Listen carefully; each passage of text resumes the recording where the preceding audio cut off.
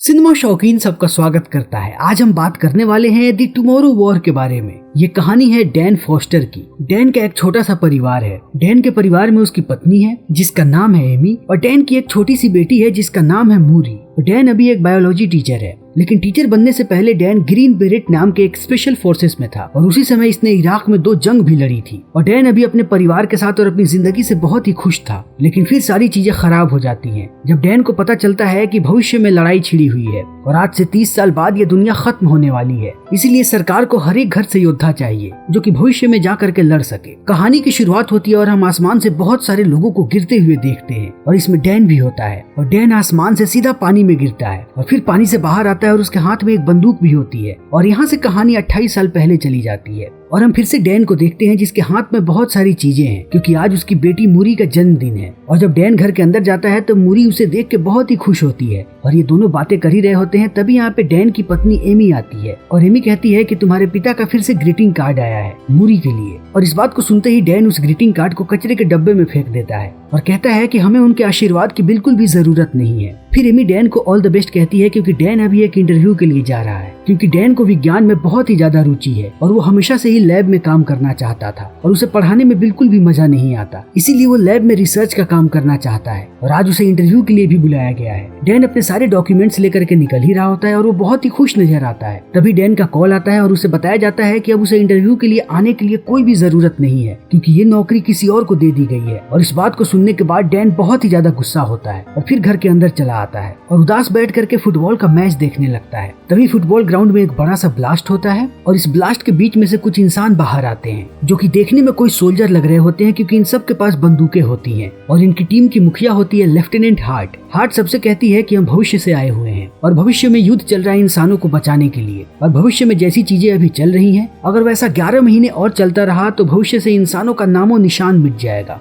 और हमारे भविष्य के दुश्मनों से लड़ने के लिए हमें आपकी मदद चाहिए क्योंकि आप ही लोग हमारी आखिरी उम्मीद हैं। इसीलिए हम चाहते हैं कि आप सब लोग हमारे साथ हैं और भविष्य का युद्ध हमारे साथ लड़े। और अब समय ऐसे ही बीतते जाता है और 12 महीने का वक्त बीत जाता है और हमें एक खबर दिखाई जाती है जब हमें पता चलता है कि पूरी दुनिया में अफरा तफरी का माहौल है क्योंकि अब तक लाखों लोगों को भविष्य में भेजा जा चुका है। लेकिन जितनी बड़ी तादाद में लोगों को भविष्य में भेजा जा रहा है उतनी ही छोटी तादाद में लोग भविष्य से वापस आ रहे हैं। इसीलिए लोग बहुत ही ज्यादा डर चुके हैं और वो भविष्य में नहीं जाना चाहते। तभी हम डैन को देखते हैं जो कि अपने स्कूल में पढ़ा रहा होता है और वो देखता है कि बच्चों का पढ़ाई में बिल्कुल भी मन नहीं लग रहा। इसीलिए वो सबसे कहता है कि आज हम किसी और चीज पे बात करेंगे, आज हम पढ़ाई बिल्कुल भी नहीं करेंगे। कोई और किसी टॉपिक पे बात करना चाहता है? तभी एक बच्चा हाथ उठाता है लेकिन डैन उसको नजरअंदाज कर देता है और वो लड़का पूछता है कि हाँ मैं बात करना चाहता हूँ। तभी डैन कहता है कि तुम्हारे पास सिर्फ और सिर्फ एक ही टॉपिक है, लेकिन बाकी लोग ज्वालामुखी के बारे में कोई बात नहीं करना चाहते। और ये बातें चली रही होती है तभी डैन के फोन पे एक संदेश आता है और उसे पता चलता है कि जल्दी उसे पास वाले रिसर्च सेंटर में जाना पड़ेगा। फिर डैन रिसर्च सेंटर पहुंचता है और वहाँ उस पे बहुत सारे टेस्ट किए जाते हैं। फिर उसके हाथों में एक यंत्र फिट कर दिया जाता है और यहाँ पे डैन को बताया जाता है कि आज से ठीक 7 साल बाद तुम्हारी मृत्यु हो जाएगी। और डैन इस बात को सुनने के बाद बहुत ही ज्यादा परेशान हो जाता है और वो पूछता है कि आखिर मेरी मृत्यु कैसे होगी। तब वो लोग कहते हैं कि हम ये बात आपको नहीं बता सकते। और यहाँ के लोग डैन को ये भी कहते हैं कि अब आपको जल्दी ही भविष्य में युद्ध के लिए जाना पड़ेगा और हमने जो आपके हाथ पे यंत्र लगाया है इससे हम आपको ढूंढ लेंगे। इसीलिए आप चाह के भी यहाँ से बाहर नहीं भाग सकते, आपको कैसे भी युद्ध के लिए भविष्य में जाना पड़ेगा। तभी हम एमी को देखते हैं। एमी उन सारे लोगों की थेरेपी करती है जो कि भविष्य के युद्ध से वापस आते हैं और जितने भी लोग भविष्य के युद्ध से वापस आते हैं उनकी हालत बहुत ही ज्यादा खराब होती है। तभी डैन आता है एमी के पास और कहता है कि मुझे भी चुना गया है और अब मुझे जल्दी ही भविष्य में जाना पड़ेगा। और इस बात को सुनने के बाद एमी बहुत ही ज्यादा परेशान हो जाती है और कहती है कि मैं हर रोज उन्हीं लोगों से मिलती हूँ जो कि भविष्य से वापस आते हैं और भविष्य से बहुत ही कम लोग वापस आते हैं। मैं तुम्हें खोना नहीं चाहती, इसीलिए हम सब लोग यहाँ से भाग जाएंगे और उन्हें पता भी नहीं चलेगा कि हम कहाँ भाग के गए हैं। और डैन कहता है कि मेरे हाथ पे उन्होंने एक यंत्र लगा दिया है और इसकी मदद से वो लोग मुझे ढूंढ सकते हैं। तब एमी कहती है कि तुम्हें पता है कि इस यंत्र को तुम्हारे हाथों से कौन हटा सकता है। और यहाँ पे एमी का इशारा होता है डैन के पिता की तरफ, लेकिन डैन अपने पिता के पास जाना नहीं चाहता। इसीलिए वो थोड़ी देर सोचता है लेकिन अंत में डैन जाता है अपने पिता के पास अपने परिवार को बचाने के लिए। और यहाँ पे हम डैन के पिता को देखते हैं जिनका नाम है जेम्स फॉस्टर। और जेम्स अभी सरकार से नफरत करता है, लेकिन किसी जमाने में वो भी आर्मी में था और उसने वियतनाम की लड़ाई भी लड़ी है। लेकिन अभी वो प्लेन्स को ठीक करता है और वो प्लेन उड़ाता भी है, यानी कि वो एक पायलट भी है।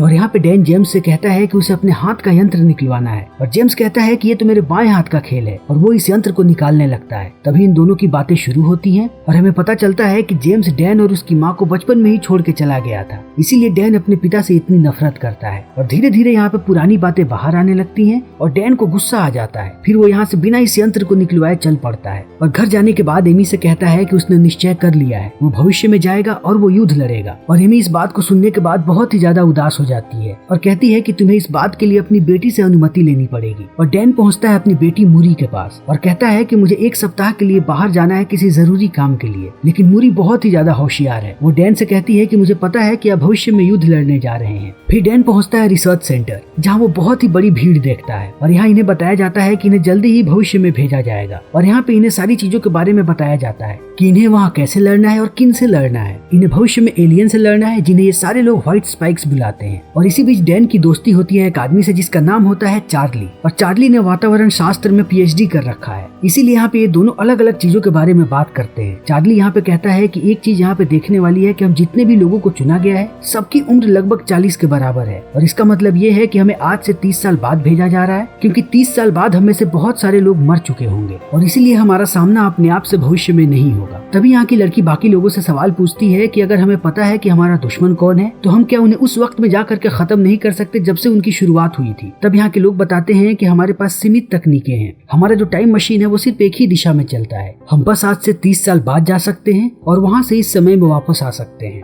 और अब इन्हें बताया जाता है कि इन्हें हर रोज ट्रेनिंग दी जाएगी और आज से 1 सप्ताह बाद इन्हें भविष्य में भेजा जाएगा। लेकिन जब ये सारे लोग रात में आराम कर रहे होते हैं तभी यहाँ पे रेड अलर्ट हो जाता है। फिर डैन हार्ट से पूछता है कि ये क्या हो रहा है और हार्ट बताती है कि भविष्य में हमारा एक लैब है और हमारे पास वही आखिरी लैब बचा है जहाँ पे ये रिसर्च चल रही है कि उन एलियंस को कैसे मारा जाए। लेकिन अब उन एलियंस ने उसी लैब पे हमला कर दिया है, इसीलिए अब उस लैब को बचाने के लिए हमें तुम लोगों की जरूरत है। और अब धीरे धीरे सारे लोगों को भविष्य में भेजा जाने लगता है। तभी हम देखते हैं कि यहाँ के सिस्टम में खराबी आ जाती है और सारे लोग जो जमीन पे लैंड करने वाले थे उन्हें आसमान में ही छोड़ दिया गया है और अब सारे लोग एक एक करके नीचे गिर रहे हैं और सारे के सारे लोग मारे जा रहे हैं। लेकिन डैन की किस्मत अच्छी होती है कि वो एक स्विमिंग पूल में गिरता है और ये वही दृश्य होता है जिसे हमने फिल्म की शुरुआत में देखा था। और यहाँ आते ही डैन को एक लड़की का संदेश मिलता है और ये लड़की यहाँ की कर्नल होती है। वो डैन को कहती है कि तुम्हारे पास आर्मी का एक्सपीरियंस है, इसीलिए तुम इस पूरी टीम को लीड करो और तुम्हारे पास में ही एक लैब है जहाँ हमारे कुछ साथी फंसे हुए हैं और अभी उन पे व्हाइट स्पाइक्स ने हमला कर दिया है, तो तुम पूरी टीम को लेकर के वहाँ पहुंचो क्योंकि उनके पास बहुत ही खास जानकारियां हैं। और अब डैन सारे लोगों को लेकर के जल्दी ही लैब में पहुंच जाता है। तभी हमें यहाँ पे एक व्हाइट स्पाइक की लाश देखने को मिलती है। तभी हम एक लड़के को देखते हैं जो कि इस एलियन के दांत निकालने लगता है और इस आदमी का नाम होता है डोरियन। ये तीसरी बार भविष्य में आ रहा है इन लोगों से लड़ने के लिए। और अब ये लोग आगे बढ़ते हैं और डैन देखता है कि यहाँ पे बहुत सारी लाशें पड़ी हैं। फिर वो कर्नल को बताता है कि तुम्हारे सारे साथियों को मार दिया गया है। फिर कर्नल कहती है कि यहाँ के लैब में जितनी भी हार्ड ड्राइव्स पड़ी हैं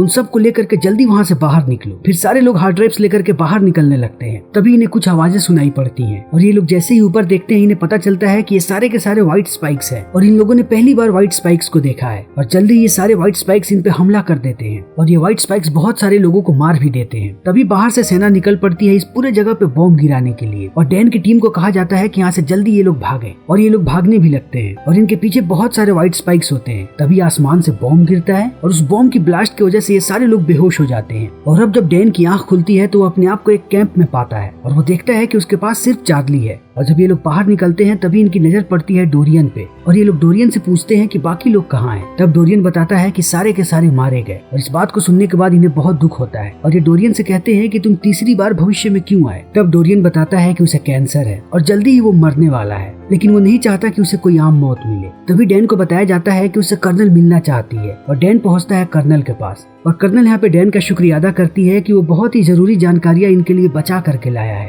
तभी बातों ही बातों में डैन को कर्नल का पूरा नाम पता चलता है और कर्नल का नाम होता है मूरी फोस्टर, यानी कि कर्नल कोई और नहीं बल्कि डैन की बेटी है। और इस बात को जानने के बाद डैन बहुत ही ज्यादा खुश होता है और मूरी से कहता है कि उसे गर्व है कि वो उसकी बेटी है। लेकिन मूरी इन सारी बातों को सुनने के बाद बिल्कुल भी खुश नहीं होती और ऐसा लगता है कि मूरी अब डैन को बिल्कुल भी पसंद नहीं करती। और मूरी कहती है कि आपको यहाँ पे इसलिए नहीं बुलाया गया ताकि आप मेरे पिता हैं, बल्कि आपको यहाँ पे इसलिए बुलाया गया है क्योंकि हमें आपकी जरूरत है। और अब यहाँ पे मूरी डैन को अपने अगले मिशन के बारे में बताती है और कहती है कि हम जल्दी उन व्हाइट स्पाइक्स के घोंसले में जाने वाले हैं जहाँ पे हमें सिर्फ मादा व्हाइट स्पाइक्स मिलेंगी, क्योंकि मादा व्हाइट स्पाइक्स बड़े तादाद में एलियन को जन्म देती है और जितने भी नर व्हाइट स्पाइक्स होते हैं वो उनकी सुरक्षा करते हैं और हमें उनमें से एक मादा को पकड़ना है ताकि हम एक ऐसा हथियार बना सके जिनसे इन सब का सफाया कर सके। और अब ये लोग घोंसले की तरफ निकल पड़ते हैं। तभी मूरी डैन को बताती है कि हमें आज तक पता नहीं चल पाया कि ये लोग पृथ्वी तक पहुँचे कैसे, क्योंकि किसी ने भी इनका यान नहीं देखा। फिर धीरे धीरे इनकी तादाद बहुत ही तेजी से बढ़ने लगी और इन्होंने इंसानों को अपना खाना बनाया और उन्हें बहुत ही तेजी से खाने लगे। लेकिन अब हमें इन्हें खत्म करने का रास्ता ढूंढना ही पड़ेगा। तभी ये लोग घोंसले तक पहुंच जाते हैं। फिर मूरी डैन को ऊपर ही रहने के लिए कहती है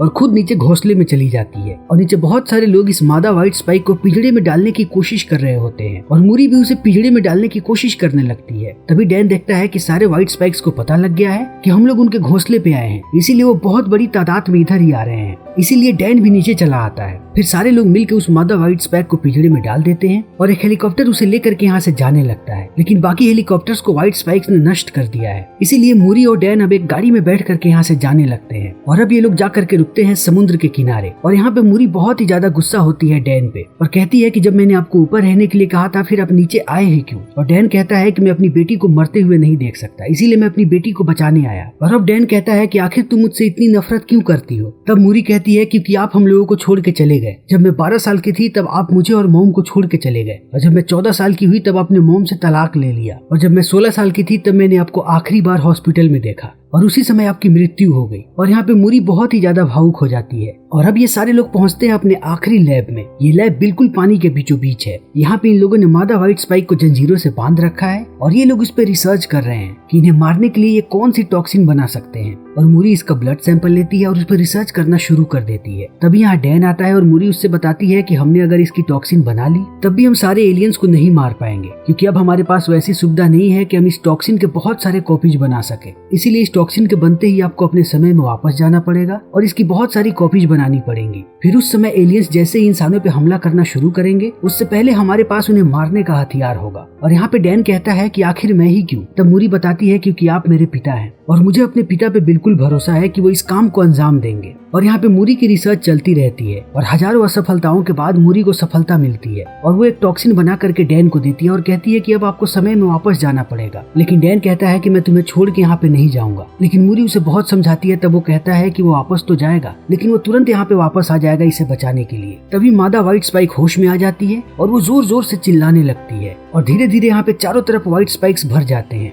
फिर डैन को समय में वापस भेजने की तैयारी शुरू हो जाती है और मूरी डैन को बचाती हुई उस जगह पे लेकर के जाती है जहाँ से वो अपने समय में वापस जाएगा। तभी एक व्हाइट स्पाइक मूरी को घायल कर देता है और डैन अब मूरी से कहता है कि वो उसको छोड़ के नहीं जाएगा। तब मूरी बहुत ही ज्यादा भावुक हो जाती है और कहती है कि मुझे उन सारी बातों के लिए माफ कर दीजिए जितनी भी बातें मैंने आपसे गुस्से में कही थी। मैं अभी भी आपसे बहुत प्यार करती हूँ। तभी एक व्हाइट स्पाइक मूरी को नीचे खींच लेता है और मूरी को बचाने के लिए डैन भी उसके पीछे कूद जाता है। तभी टाइम मशीन एक्टिवेट हो जाती है और डैन अपने समय में वापस आ जाता है। लेकिन डैन यहाँ पे पूरी तरीके से सदमे में होता है क्योंकि उसने अपनी बेटी को अपनी आंखों के सामने मरते हुए देखा है। और अब डैन हार्ट को वो टॉक्सिन देता है और कहता है कि इसकी जितनी कॉपीज बना सकते हो बना लो, क्योंकि उन एलियंस को मारने का सिर्फ और सिर्फ यही एक हथियार है। और डैन यहाँ पे देखता है कि चार्ली भी जिंदा बच गया है। तभी हार्ट डैन को बताती है कि हमारा टाइम मशीन खराब हो चुका है और अब हम भविष्य में कभी भी नहीं जा पाएंगे, इसीलिए अब हमें इंतजार करना पड़ेगा कि कब वो एलियन बाहर आएंगे और तब हम उन्हें मारेंगे। और अब डैन पहुंचता है अपने घर और वो मूरी को देखने के बाद बहुत ही खुश होता है। फिर अपनी पत्नी को कहता है कि उसने भविष्य में मूरी को देखा। मूरी बहुत ही बहादुर है, उसी ने ये टॉक्सिन बनाई है और इस टॉक्सिन की मदद से हम पूरी दुनिया को बचा सकते हैं। और अब डैन पहुंचता है डोरियन के पास और कहता है कि क्या तुम्हारे पास अब भी वो नाखून है। और डोरियन कहता है कि हाँ। तब डैन कहता है कि अभी हमारे पास मौका है इस दुनिया को बचाने का। और अब ये लोग नाखून लेकर के पहुंचते हैं चार्ली के पास और चार्ली जब उस नाखून पे टेस्ट करता है तो कहता है कि उसे उस नाखून के अंदर चाइना के ज्वालामुखी का राख मिला है। लेकिन जहाँ तक हमें पता है कि इन एलियंस ने सबसे पहला हमला रशिया पे किया था और रशिया में कोई भी ज्वालामुखी नहीं है। इनके नाखून पे जो अंश है वो चाइना के ज्वालामुखी के हैं। इसीलिए हमारे लिए इस चीज को पता लगाना बहुत ही मुश्किल है कि ये एलियंस कहाँ से आए हैं। और इस चीज के बारे में ज्यादा चीजें जानने के लिए हमें किसी ज्वालामुखी एक्सपर्ट के पास जाना पड़ेगा। और इस बात को सुनते ही डैन को याद आता है उसकी क्लास का लड़का जो हमेशा ही ज्वालामुखी के बारे में बातें किया करता था। और अब ये लोग पहुंचते हैं उस बच्चे के पास और जब ये लोग उस बच्चे को पूरी बात बताते हैं तब वो बताता है कि 1946 में चाइना में एक ज्वालामुखी फटा था और उसकी राख रशिया तक गई थी। लेकिन जिस जगह पे वो राख गई थी वहाँ पे पूरी तरीके से बर्फ जम चुका है। और अब यहाँ पे डैन को पूरी बात समझ में आ जाती है कि एलियंस 1946 से पृथ्वी पे हैं, लेकिन वो बर्फ के अंदर ढक चुके थे और जब 2048 में ये बर्फ पिघला तब एलियंस ने लोगों पे हमला किया। इसीलिए किसी को कभी भी एलियंस का यान नहीं दिखा। और अब इन्हें वो एग्जैक्ट लोकेशन भी पता लग जाती है कि आखिर एलियंस कहाँ पे छुपे हुए हैं। फिर ये लोग सिक्योरिटी फोर्सेस से बात करते हैं ताकि ये लोग मदद करें इन्हें रशिया तक जाने के लिए, लेकिन रशिया का नाम सुनते ही ये लोग कहते हैं कि हम तुम्हारी बिल्कुल भी मदद नहीं कर सकते और तुम्हें रशिया बिल्कुल भी नहीं जाना चाहिए। लेकिन डैन कैसे भी रशिया जाना चाहता है और सारे एलियंस को मारना चाहता है ताकि उसकी बेटी सुरक्षित रहे। इसीलिए डैन निश्चय करता है कि वो चोरी चुपके से रशिया जाएगा और रशिया जाने के लिए उसे एक प्लेन की जरूरत पड़ेगी। और प्लेन का नाम सुनते ही उसे उसके पिता की याद आती है और अब डैन पहुंचता है जेम्स के पास और उसे पूरी बात बताता है। और जेम्स को जैसे ये बात पता चलती है कि उसकी पोती की जिंदगी खतरे में है, तब वो रशिया जाने के लिए मान जाता है। तभी यहाँ पे हार्ट आती है और कहती है कि वो भी साथ चलेगी। उसने टॉक्सिन के बहुत सारे कॉपीज बना ली है और यहाँ पे इनके साथ और भी बहुत सारे लोग होते हैं। और अब ये सारे लोग पहुँचते हैं रशिया और यहाँ पे ये लोग बर्फ को पिघलाने के लिए एक बड़ा सा ब्लास्ट करते हैं। और डैन जेम्स से कहता है कि आप बाहर रहो और चार्ली भी आपके साथ रहेगा। हम सारे लोग नीचे जा रहे हैं और अगर कोई भी चीज नीचे से ऊपर आए तो उसको खत्म कर देना। फिर ये लोग नीचे जाते हैं और नीचे इन्हें एलियंस का यान मिलता है और यहाँ पे इन्हें पता चलता है कि ये यान क्रैश होने के बाद नीचे पहुंचा है, यानी कि इन एलियंस का निशाना पृथ्वी बिल्कुल भी नहीं था। फिर ये लोग इस यान के अंदर सारे एलियंस को ढूंढने लगते हैं। तभी इन्हें एक कमरा मिलता है जहाँ पे बहुत सारे एलियंस इन्हें सोए हुए नजर आते हैं और इन सारे एलियंस को गहरी नींद में सुला दिया गया है और ये सदियों से सोए हुए हैं और अब यही मौका है इन्हें मारने का। फिर ये लोग टॉक्सिन बाहर निकालते हैं और एक एक करके सारे एलियंस को मारने लगते हैं, लेकिन ये एलियंस मरते समय बहुत ही आवाजें करते हैं, इसीलिए इनकी आवाजों से बाकी सारे एलियंस जग जाते हैं और ये सारे लोगों पे हमला करने लगते हैं। तभी डोरियन डैन को कहता है कि तुम यहाँ से बाहर चले जाओ, हम इन्हें बिल्कुल भी नहीं रोक पाएंगे। इन्हें रोकने का बस एक ही चारा है कि हम इन सबको यान के साथ ही खत्म कर दें और ब्लास्ट कर दें। इसीलिए तुम बाहर जाओ और इस यान से अगर कोई भी एलियन बाहर आता है तो उसे मौत के घाट उतार देना। और अब डैन टॉक्सिन के कुछ कॉपीज लेकर के बाहर आ जाता है। तभी डैन को पता चलता है कि बाहर भी एलियंस ने इन पे हमला किया था, लेकिन उनमें से एक एलियन को चार्ली ने मार दिया, लेकिन दूसरा एलियन यहाँ से दूर भाग गया और उसका पेट बहुत बड़ा था। और इस बात को सुनते ही डैन समझ जाता है कि वो मादा व्हाइट स्पाइक्स है और अगर वो जिंदा बच गई तो वो बहुत सारे नए एलियंस को जन्म दे देगी। इसीलिए अब डैन और जेम्स उस एलियन के पीछे लग जाते हैं और जल्दी ही उसे ढूंढ लेते हैं। लेकिन वो एलियन बहुत ही ताकतवर होती है, लेकिन जेम्स और डैन उस पर बार बार हमला करते हैं, लेकिन वो हमेशा ही बचती जाती है। तभी डैन उसके पैर पे टॉक्सिन लगा देता है। तभी ये एलियन डैन को घायल कर देती है और उसे दूर फेंक देती है। फिर वो एलियन देखती है कि उसके हाथ पे टॉक्सिन लगा है और वो हाथ उसका धीरे धीरे गलता जा रहा है, इसीलिए वो अपने हाथ को ही काट देती है। तभी डैन को घायल देखने के बाद जेम्स अपने हाथ पे एक कट लगाता है जिससे खून बाहर आने लगता है और इस खून को देखने के बाद वो एलियन जेम्स की तरफ जाने लगती है। और जेम्स ऐसा इसलिए करता है ताकि वो डैन को बचा सके और उस एलियन के साथ जमीन की गहराई में नीचे गिर जाए। लेकिन डैन भी इस चीज को देख लेता है। वो एलियन जैसे ही जेम्स पे हमला करने जाती है, डैन उस पे हमला कर देता है और डैन अपनी चालाकी का इस्तेमाल करता है। फिर उस टॉक्सिन को एलियन के मुंह में डाल देता है और जल्दी ही उस एलियन का पूरा शरीर पिघलने लगता है और वो जमीन की गहराई में नीचे गिर के मर जाती है। और फिर डैन पहुंचता है अपने परिवार के पास और इस बार उसने अपने पिता को माफ कर दिया है, इसलिए वो जेम्स को भी अपने घर पे लेकर के गया है। और जेम्स मूरी को देखने के बाद बहुत ही खुश होता है और डैन यहाँ पे मन ही मन निश्चय करता है कि वो अपने परिवार को जिंदगी में कभी भी नहीं छोड़ेगा, क्योंकि उसे भविष्य में पता लग गया था कि उसने क्या गलती की थी, इसीलिए उस गलती को वो दोबारा नहीं करेगा। और अब ये फिल्म यहीं पे खत्म हो जाती है। तो दोस्तों, हमारी आज की ये वीडियो यहीं पे खत्म होती है। उम्मीद है कि आपको हमारी ये वीडियो पसंद आई होगी। अगर आपको हमारी ये वीडियो पसंद आई हो तो इसे लाइक करें, शेयर करें और चैनल को सब्सक्राइब करें। Thank you.